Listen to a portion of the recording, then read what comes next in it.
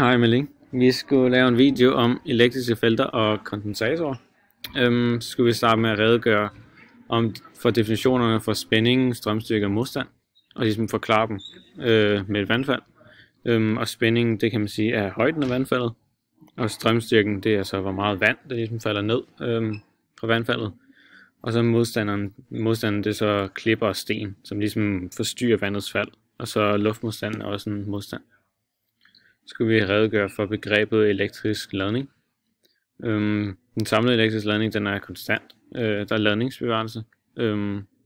Og så protoner, det har også en positiv elektrisk ladning, og elektroner har en negativ elektrisk ladning. Og to ladninger med samme forårsag, de frastøder hinanden. Og så hvis man har to med den samme ladning, de tiltrækker hinanden, sådan lidt ligesom magneter, kan man sige. Ja, så skulle vi også redegøre for, hvad et elektrisk felt er. Ja, i et område, hvor en ladning i hvile påvirkes af en kraft, er det et elektrisk felt. Jo større kraften er, jo større er styrken af det elektriske felt. Når ladningen er positiv, vil det elektriske felt gå væk fra ladningen. Når ladningen er negativ, vil det elektriske felt gå mod ladningen. Ja, og så skulle vi redegøre for det her begreb spændingsforskel per længde, for vi skulle argumentere for, at det elektriske felt både kan beskrives med enheden Newton over coulomb og volt over meter. Og det vi gjorde, det var bare ligesom at omskrive det lidt, så vi tog volt per meter og sagde, at volt det svarer til potentiel energi over ladning, og så har vi stadig meteren i vores nævner. Og potentiel energi, det har enheden joule, og ladning har enheden coulomb. Og joule, det kan man omskrive til kilogram gange meter i anden gang over sekund i anden, og så er det stadig over vores coulomb gange meter. Ved hjælp af brøkregneregler ved vi, at vi kan putte vores meter herop i den her tæller, og så går meter og meter ud med hinanden, og så bliver joule til newton, og så får vi newton over coulomb, og dermed er de her enheder 100% ekvivalente. Ja, så i 5'eren skulle vi bruge appen Charge and Fields til at vise, hvordan det elektriske felt er omkring en enkelt ladning, hvor vi skulle bruge både en positiv og en negativ, og så også en dipol. Så jeg kan lige åbne appen her. Vi kan se, når vi sætter en positiv ladning ind, så har vi ligesom, at det elektriske felt omkring ladningen, det peger ligesom væk fra den positive ladning. Og hvis vi så tager en negativ ladning ind i stedet for, kan vi så se, at det elektriske felt ligesom peger mod ladningen.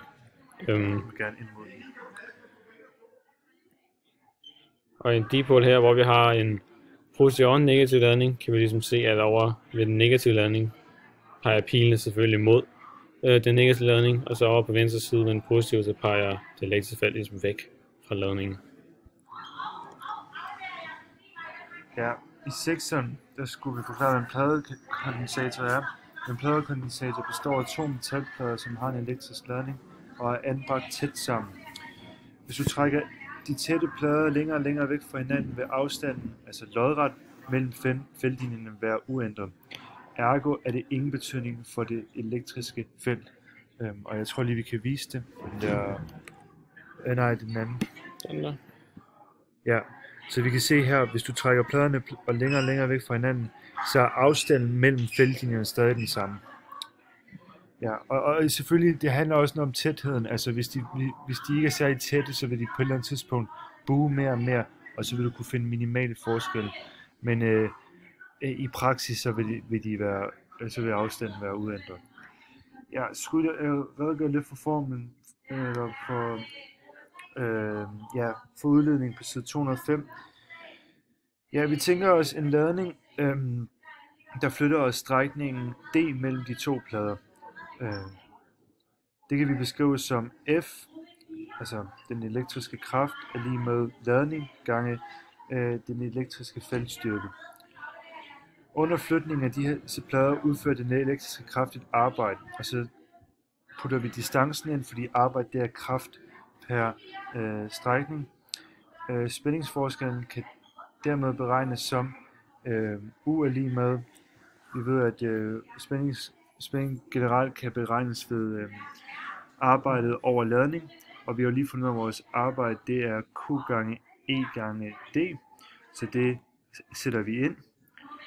Og så ser vi, at de to Q'er går ud med hinanden, og så står der U er lige med E gange D, og dermed kan man dividere D på begge sider, så vi får, at E er lige med U over D. Så den elektriske feltstyrke er derfor givet ved E er lige med U over D. Og det var det, vi skulle vise. Ja, så i 7'eren skulle vi åbne appen Capacitator Lab og vælge introduktion. Og så skal vi ændre på, vi skal sætte en spænding på batteriet. Nu skal vi ændre på spændingen, og så kigge på feltlinjerne. Vi kan se, at når vi ændrer på spændingen herovre til venstre på batteriet, sådan der. Når vi ændrer på spændingen her, så når spændingen på batteriet bliver mindre, så bliver antallet af feltlinjer mindre, og når spændingen så bliver større her, så bliver antallet af feltlinjer større.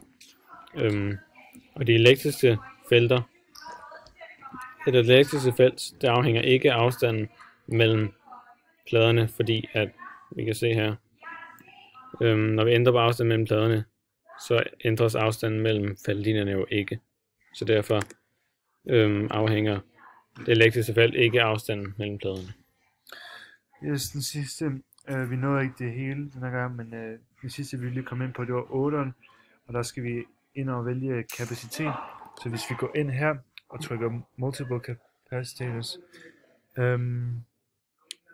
og vi skruer volten op, bare ikke helt så meget, lidt mindre måske.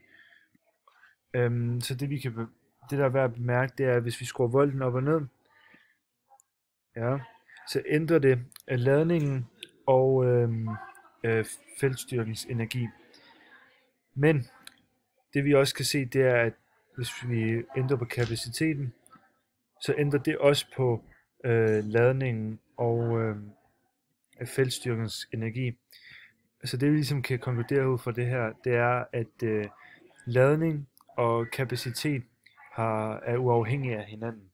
Og det kan vi også se på, på side 205, at U afhænger af